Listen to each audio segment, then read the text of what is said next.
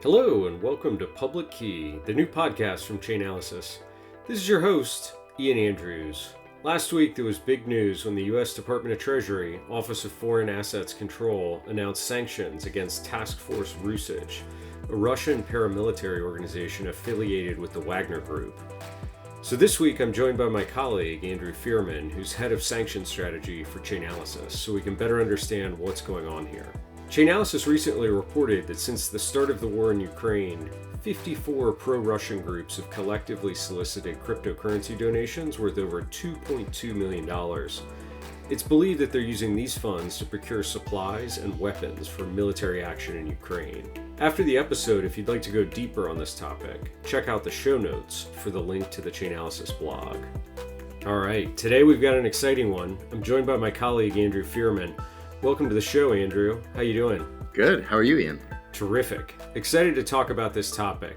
For listener context, last week, the U.S. Treasury's Office of Foreign Assets Control designated 22 individuals and 2 entities for their roles in Russia's invasion of Ukraine. Among those designated is Task Force Rusich, a neo-Nazi paramilitary group associated with PMC Wagner that's participated in combat alongside Russia's military in Ukraine, as well as 2 of its senior leaders. OFAC listed 5 cryptocurrency addresses on Rusich's SDN entry as identifiers. Given this news, I wanted to talk to you about some research that your team published in July about how pro-Russian groups are using cryptocurrency. Give us the headline on this new research. Yeah, so I think, everyone's been talking about how this has been an open source war. Everyone was seeing the videos early on of the attacks. I think a lot of us can remember at the very outset of the war, sitting watching the Kiev live streams. And we started thinking about, okay, we have all of this information in open source. Everyone's sharing all of this, video, graphic, pictures on social media. How can that kind of tie into cryptocurrency? And who's out there using cryptocurrency, whether, obviously we saw early on also the donations for Ukraine, but let's flip this picture around a little bit and think more about how pro-Russian side could be doing it. So we kind of started thinking about a few leads that already existed, one of which we speak about in the article is an entity by the name Southfront. They were designated by OFAC in April of last year as a FSB-driven propaganda machine, essentially. And their cryptocurrency addresses were included as part of their designation. So we started thinking, okay, if they're doing this, who else might be doing this? And that kind of got us into this whole stream of thought about propaganda, militia groups, and where that could be coming from.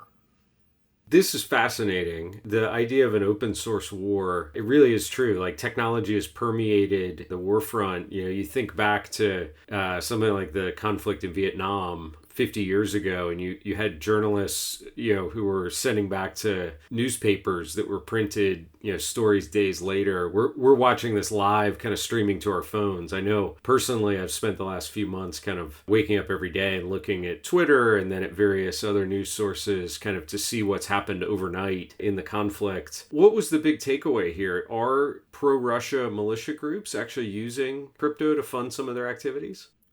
I mean, from all signs that we see, absolutely. We have a very clear image that's being highlighted on social media. We're not just talking about some thinly veiled reports where they're posting an address here or there, or we have to go down some forum rabbit hole to find some information. These guys are very openly, publicly showing off, hey, we need X amount of money for purchasing these military items, or your recent investment in our cause has helped us purchase these items. And you've got these really graphic photos of militia groups. You've got the Z marked over a lot of vehicles and different gear. The Z, for those who aren't aware, is a pro-Russia, indicator about the war itself. Yeah, I think it's very pervasively obvious that is what is the case here. I want to jump into the details of what these groups are doing, what they're buying, how they're crowdfunding. But before we jump there, this is your first time on the podcast. Maybe share with us a little bit of your background. You recently joined Chainalysis. How did you get into crypto? What was your first exposure, and how did that lead you to join our team? Yeah, absolutely. So I spent almost a decade in traditional financial institutions, building out sanctions compliance programs, but with a real specific focus of identifying proactively how illicit actors are evading sanctions, how they're getting around the traditional financial system. In my financial institution life, thinking about some of the risks that cryptocurrency may inherently bring to traditional banking. So things like mining pools or cryptocurrency exchange exposure. And how, as a financial institution, do you think about that risk? And well, my initial answer was no idea. But my second was to start talking to Chainalysis, and got speaking to the guys over here and found this world just utterly fascinating. And given my background in thinking about how sanctions are being evaded in a proactive aspect, thinking about how they might be evading sanctions using cryptocurrency it's at the forefront of this space. And I couldn't have been more excited when I saw a sanctions strategy role pop up. That's such an awesome story. I mean, I love that you're playing on the forefront of technology and just kind of continuing that momentum, chasing the bad guys who are trying to abuse the financial system. So fast forward to April of this year, like the big question that got dropped on everyone was, will Russia use cryptocurrency to start evading sanctions? And will they do that at scale as the global community came down on them for starting this war? So far, though, I think the view has been Russia has not been using cryptocurrency at scale to avoid sanctions. Is that still the perspective that we're holding?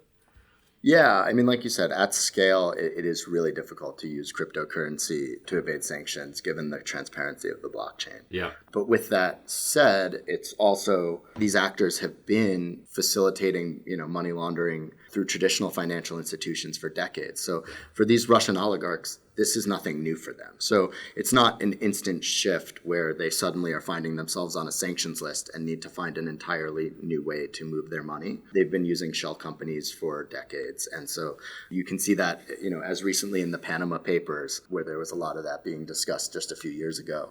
This is nothing new for them. So it's not instantly a moment where, oh man, we have to use cryptocurrency to evade sanctions now. So now fast forward to some of these groups that we wrote about in the blog. So these are not traditional Russian military. These are sort of paramilitary groups who are operating inside the conflict zone. Do we know who any of them are? Can we identify any of these organizations? Are they well known? You have to realize this conflict has been going on in eastern Ukraine, since 2014. There have been people operating and acting in this region for a long time. So there have been established militia groups in the Luhansk and Donetsk regions, which have recently been sanctioned by OFAC. Essentially what that means on the face of it is that any activity in those regions, commercially, financially facilitating or supporting, would be subject to sanctions for anyone subject to U.S. jurisdiction. What do we know about these organizations? It's not state military. These are kind of paramilitary organizations or mercenaries who have been welcomed in or maybe paid to arrive by Russia. Who are these organizations? Maybe we can start there. There's a pretty good array of people who are operating in this space, one of which being the fact that, this region has been contested, since 2014. So some of them are pre-existing. So that's going to be your Luhansk and Donetsk militia groups that are already there. But then you're also seeing mercenary groups coming into play or entities that are affiliated with mercenary groups. So we mentioned in the blog post an entity by the name of Rusich. So Rusich, a group that has had affiliations to the Wagner Group previously.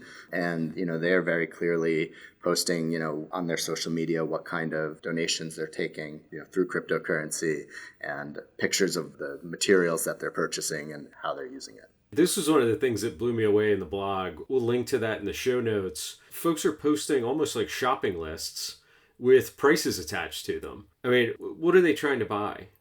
A lot. I mean, anything short of the actual weapons themselves, really those items that you could think that somebody might need to re-up on or get more of as they either get more local supporters for their cause or whether they get a drone shot down. So, you can see things like anything from drones to sniper scopes, thermal imaging, first aid, communications equipment like satellite dishes, SIM cards, radios, UAV components, radio-controlled cars even. I mean, the list goes on and on.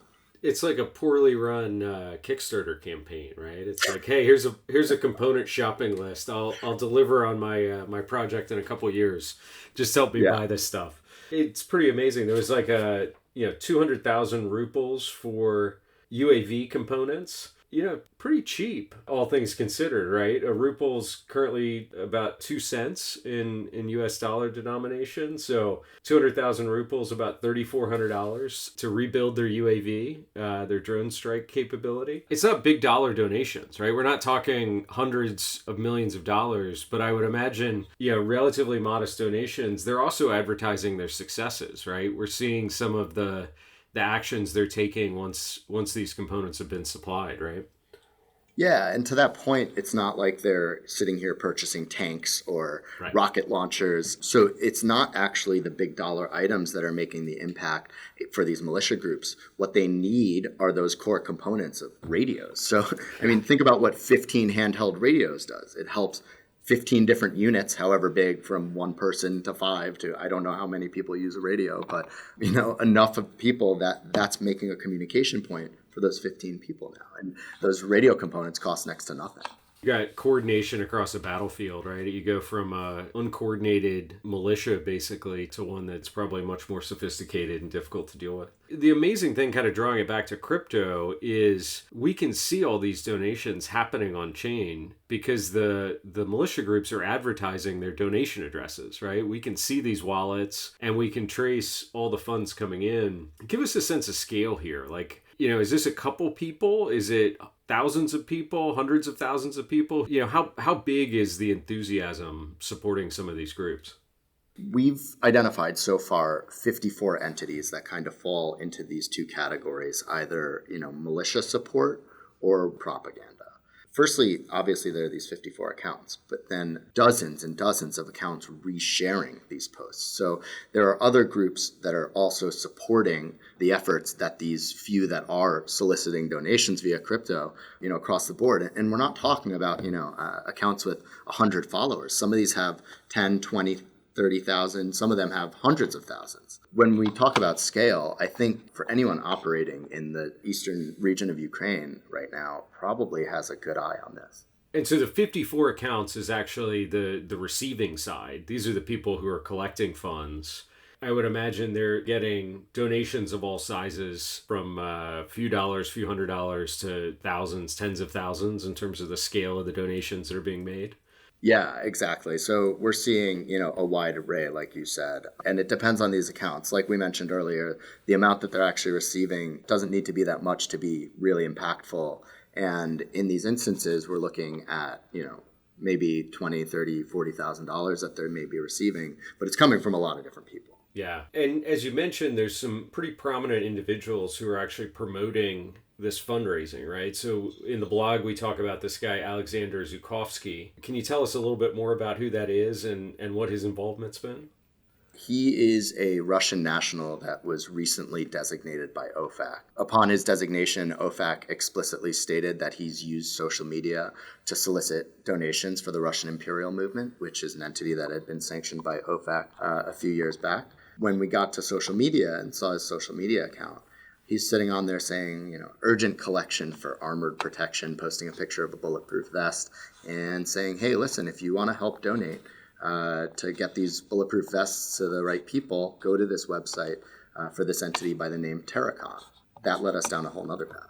What did we find when we started looking at Terricon? Yeah, so while the overall donation impact was not massive, there were a few different aspects of Terricon's efforts. One of which they actually attempted to develop NFTs for sale.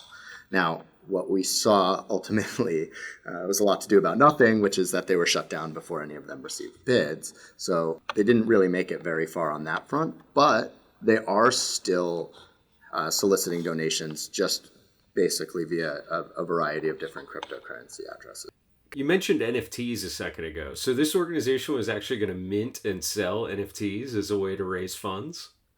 I think that was the goal. I mean, it didn't get very far, but yeah, I think that was their attempt. It strikes me that if you were in possession of a NFT that was issued by a paramilitary group or a fundraising front for a paramilitary group, it might be like walking around with a sign on your shirt that said, "Hi, I'm a criminal, please arrest me." Like, that doesn't seem like an NFT anyone would actually want to own. Or am I thinking about this the wrong way?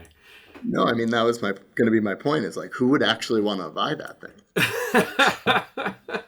Yeah, you wouldn't have to do any sophisticated blockchain analysis to know that a wallet containing one of these NFTs had some suspect ties, right? Like it would be Yeah. pretty obvious.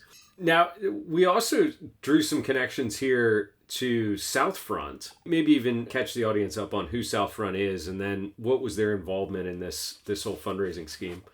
Yeah, so Southfront is an entity that's been designated by OFAC back since April of 2021. And their whole purpose was to spread misinformation, a lot of it around the election and about COVID. However, times have changed and they've shifted their focus to war propaganda. Pivoting the business to focus on the next market opportunity, I guess you could say, for Southfront. Exactly.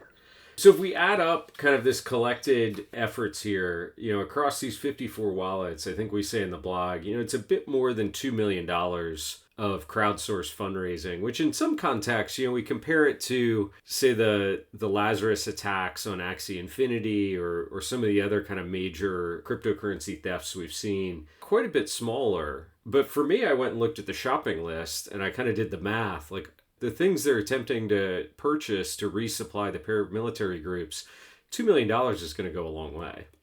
Absolutely. And like you said, when they're showing the intent of what the purpose of it is, I mean, they literally say, hey, we need 150,000 rubles to collect a drone that will be able to bring quote unquote gifts with the positions of our Ukrainian quote unquote friends. And they hope to be able to shoot it on video and delight you with interesting shots. That's the rough transliteration of it. But I mean, that's their intention. And so with just a little bit of money, it's making a major impact for them. Obviously, something that I think we all want to see a stop put to this effort. Like, put yourself in your previous shoes working in the financial system. Like, is there anything that action that can be taken by any of the market participants here? Like, how would we go about shutting this stuff down? I mean, that's the benefit of a blockchain analytics tool at its core. Being able to identify who these entities are on the blockchain is a massive benefit, because if you think in comparison to traditional financial institutions, you have to have an entity behind it. You have to have a bank account behind it. So there has to be either an individual or a company that is facilitating that through a financial institution. Whereas in this case, it's just posting a cryptocurrency address. So once you have that blockchain analytics tool that can tell you who that address belongs to, it makes it a whole lot easier. It sets up an opportunity, I think, for organizations like Treasury via OFAC to continue designating people who are participating in this, whether as a fundraiser or as a amplifier of that message. It seems like it also opens the door for law enforcement to potentially go after some of the organizations that are source of funds here too, right?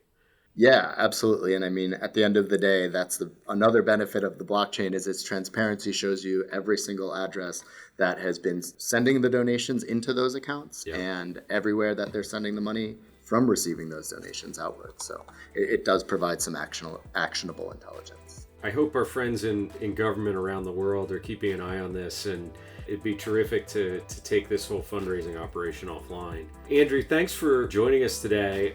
Really enjoyed the conversation. I'm fascinated by the work your team's doing here, and look forward to chatting again in the future. Thanks for having me, Ian. Thanks for listening to this episode of Public Key. We release new episodes weekly, so if you liked what you heard, then don't forget to subscribe, review, and of course, share with your friends. All right, pop quiz time before you go. Which country tops the Chainalysis 2022 Crypto Adoption Index? I'll give you a hint. It's one of the following countries: India, Russia, Vietnam, Ukraine, the United States, the Philippines, or Brazil. Not sure? Well, then you need to go and read the Crypto Adoption Index blog. The link's in the show notes, and while you're there, sign up to receive the full report, which we'll publish in about a month.